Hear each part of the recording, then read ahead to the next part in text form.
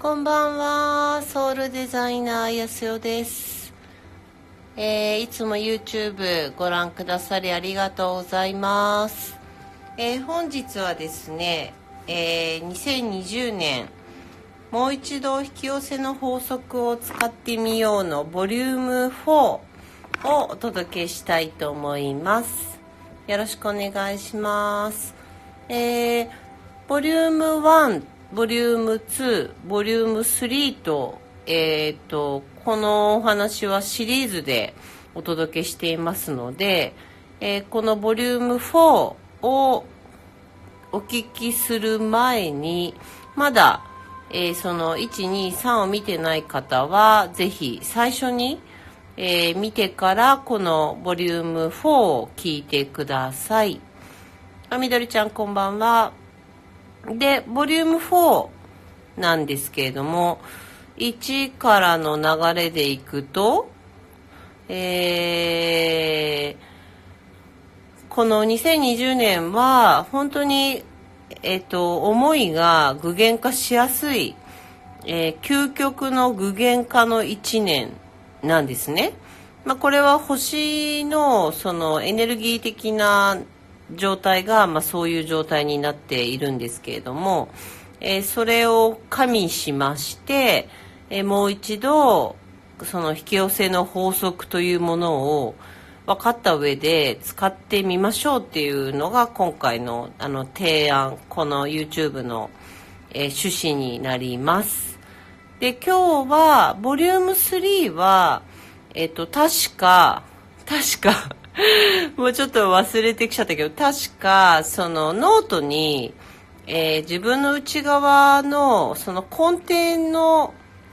に思ってしまってる、その本当はそうは考えたくないこととか、本当はそんなことになってほしくないこととか、どちらかというとネガティブ的な自分の考えや思い込みや発想を、ノートに書いて手放していくというか、ノートに書いてみましょうっていうのが前回のお話でした。ここまで皆さんわからないことあったかな？なんで書いた方がいいのか。あゆちゃんこんばんは。なんで書いた方がいいのかというと、自分の中に本当はあるものを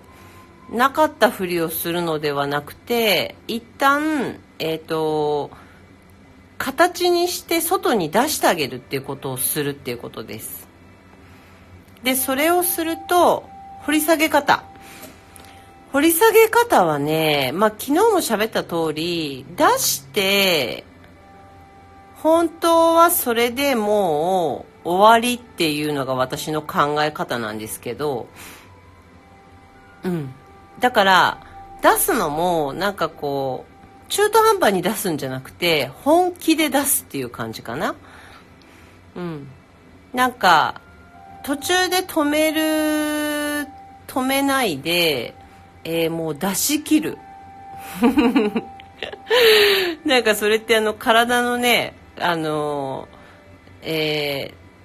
べたものはしっかり出すっていうのと一緒なんですけど、なんか残留感を残さないでちゃんと最後まで出し切ってあげると本当はそれは終わります。なんだけど多くの人がなんか残留物が残ったまま、また新しいことをなんかやろうとするので、なんか気持ち悪い、まだ中に残ってるものがある可能性が高いってことですよね。なので、自分の中にある本当は見たくない自分の感情とか、本当は、しっかり向き合いたくない思いとか、なんか残ってるものですよ。要するに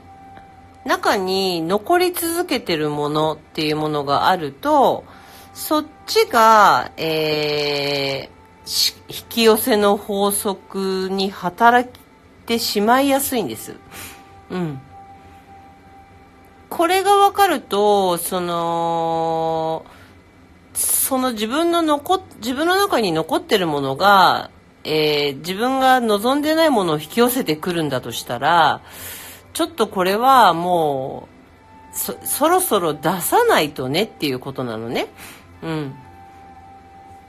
で、皆さんこんばんは。出さないで、なかったように、なかったふりで、なかったことにしようってどんなに思っても、それは確かに自分の中にある以上は、そっちにエネルギーが集まってきちゃうので、そっちが点になって、形になって、具現化されて、引き寄せの法則が働いちゃうから、だからやはりここは、どうしても、どうしたってやってほしいところですね。自分しか見てないのに本音を出せない。優等生タイプは難しい。本音を出せない優等生タイプは難しいっていうか、自分に本音を出していけばいいだけなんだよ。うん。そのノートを、誰かに見せる必要もなければ、別に人にシェアする必要もなければ、なんか、発表する必要もないわけで、うん。なので、自分の本音を自分のために、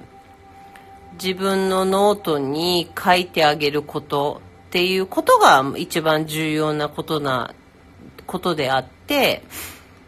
それを自分のためにできるかどうかってことです。うん。綺麗にね、まとめるとかそういうことじゃなくて、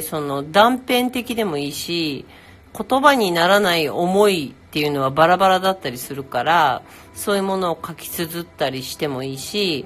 なんかとにかくなんか寂しいとか、例えばね。とにかく寂しいんだよとか、例えば。うん、でもなんで寂しいのかというと、こうで、なんか、っていう風に書いていくと、なんかこう、小さい頃の、あれがやっぱり寂しかったんだな、みたいなところに繋がってきたりするので、最初の頃は、思い出したくないものは思い出せないから、なかなか思い出したくないところまで繋がりづらいんですけど、ちゃんとずっと書いてってあげると、いずれ繋がる瞬間が来るから、やっぱりそこを、諦めないことですかね。なので、引き寄せの法則を、軽やかに使いたい場合、やはり準備が必要になってくるんじゃないかと私は思っていて、うん。そこの、土台というか、自分の一番深いところで、やっぱり、残り続けてる、本当は私は無理なんじゃないかとか、私ってダメなんじゃないかとかいう、様々な、いろんな思いを、きちんとやっぱり外に出してあげて、いい土台の状態から、やっと本当に自分の望む引き寄せの法則が、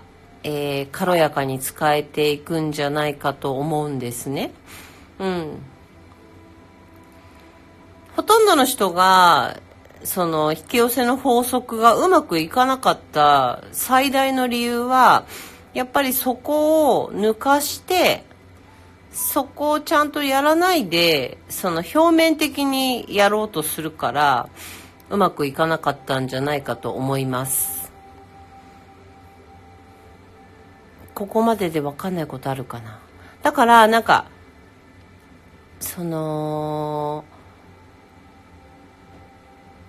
いっぺんになんかとにかく根こそぎ全部やらなきゃいけないっていうことを伝えたいんじゃなくて、思い立ったら書く、なんかざわついたら書く、なんか浮上してきたら書くっていう、なんかそれをただ繰り返してくれればいいだけなので、昨日、ボリューム3でお話しした、自分が本当はなりたくないけど、そういうことを常に思ってしまうリストみたいなのを用意していただけるといいんじゃないかなと思います。で、それをすると、じゃあなぜそれをするといいのかは、次回かなボリューム5でお届けしようと思うんですけど、それをする方が、確実に数段に、何倍も自分が望んでる方の引き寄せの法則を使えるような自分になってくるので、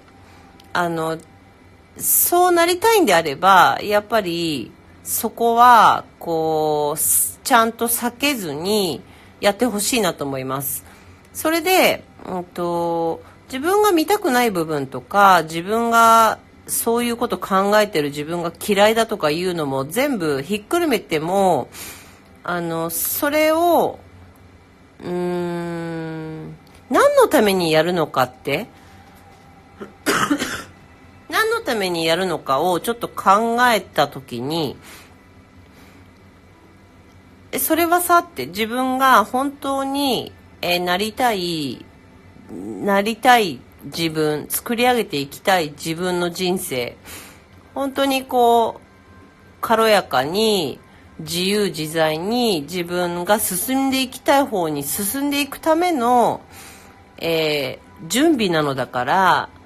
そのためだったらやろうっていう風に決めればいいんだよね。それをとにかくやった方がいいですとかいう、一見見たくもない辛いような作業をさ、ちゃんと向き合った方がいいですよって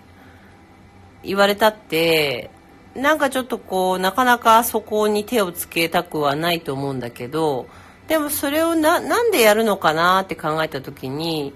自分が望んでる世界を作り上げていくためにやるんだよっていう風に自分に言ってあげれば、結構ね、できるんですよ。張り切って。そうだからここは張り切って積極的に、もっと言えば楽しんでやってほしいなと思います。そうすると早く片付きますね、実は。そう本当の願望が埋もれているっていうことも発見できるし、自分の見たくないところとか望んでないところとか、もう嫌なところとか、もう嫌いなとことか、イライラするとことか、ムカつくところとか気持ち悪いところとかをちゃんと見れば見るほど、本当はね、すごく気持ちいいんですよ。本当はそれをちゃんと見れた方が。なので、その気持ちいい状態になっていくために、それをじゃあ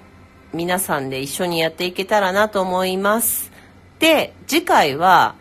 それをやりたくなるようなお話をじゃあしたいと思います。思わずやりたくなってしまうような話をボリューム5ではしていくので、次回お楽しみにしていてください。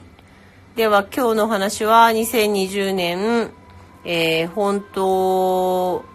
当にじゃないな。もう一度引き寄せの法則を使ってみようシリーズでした。ありがとうございました。またね。